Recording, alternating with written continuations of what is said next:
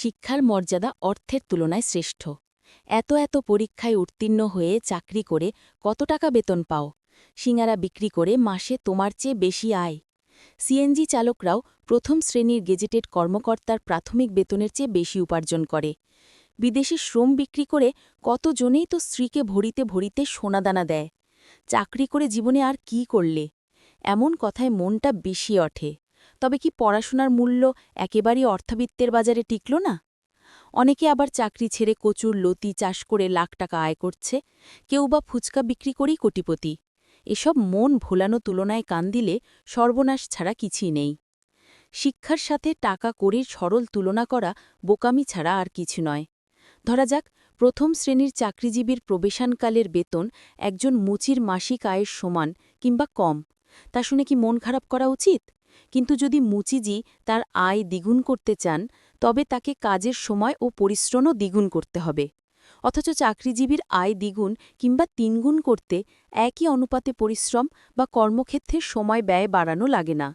অপেক্ষা করতে হয়, সময়কে সুযোগ দিতে হয়। শিক্ষার যে ভিন্নতর মূল্য আছে, শিক্ষিতের যে সমাজে স্বীকৃতি আছে, তা হাতে কলমে বোঝা যায়। জীবনের কোনো শিক্ষা কখনোই বৃথা যায় না। তাহলে কেন মানুষ চাকরির জন্য এত হাপিত্যেশ করে, যদিও ভ্যান চালকের আয় বেশি? উত্তর একটাই: সম্মান।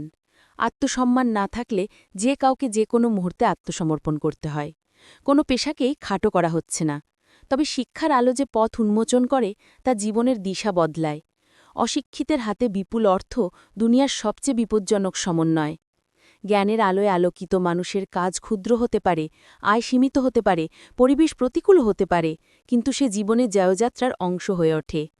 অর্থ সম্পদই জীবনের একমাত্র চাওয়া নয়, জ্ঞান ও জ্ঞানীর ছায়াই জীবনের প্রকৃত আশ্রয়।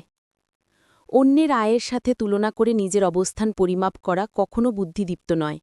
পেশাগত সম্মান জীবনের জন্য অক্সিজেনের মতো অপরিহার্য। কত ছোট কাজ করছো বা কত বেতন পাচ্ছ, তার চেয়ে জরুরি হল জীবনের জটিলতা কত সহজে মোকাবেলা করতে পারছ। জ্ঞানের আলো ছাড়া কাউকে আলোকিত করা অসম্ভব। একজন রিকশাচালক অর্থের বিনিময়ে সেবা দেন, আর একজন জ্ঞানী চিন্তার বিনিময়ে জাতিকে দিক নির্দেশনা দেন। কোনটা শ্রেষ্ঠ তা নির্ধারণ করতে হয় নিজের বিবেক দিয়ে। তবে শিক্ষার মূল্য সর্বদাই অতুলনীয়। জ্ঞানীর জীবন অভাবে কেটে যেতে পারে, কিন্তু সেই অভাবেও সুখ আবিষ্কারের বিস্ময় থাকে। অন্যের আয়ের প্রতি লোভী হয়ে নিজের বোধ বুদ্ধি চিন্তা ও চেতনা বিসর্জন দেওয়া অনুচিত। কেউ যদি গোবর নেড়ে কোটি টাকা আয়ও করে, তবু তার সাথে তুলনা করা স্বভাববিরুদ্ধ হওয়া উচিত। বেশি আয় করার পথ সবার সামনে উন্মুক্ত। যার প্রয়োজন বেশি সে চেষ্টা করবে। তবে শিক্ষার ও সার্টিফিকেটের সাথে বিদেশি শ্রম বিক্রির তুলনা করা কেবলই গোস্থাকি। চিন্তার জগৎকে প্রসারিত করতে না পারলে মানবিক গুণাবলী অর্জনা সম্ভব নয়।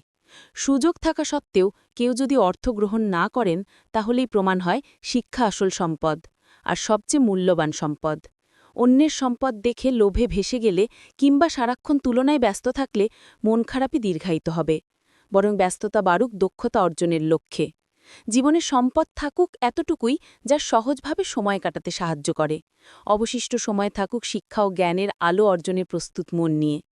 সম্মান অর্জনের পথ খুঁজে নেওয়াই আসল করণীয়। অর্থ প্রাচুর্যে চেয়ার কেনা যায়, কিন্তু যোগ্যতা ও সম্মান কেনা যায় না।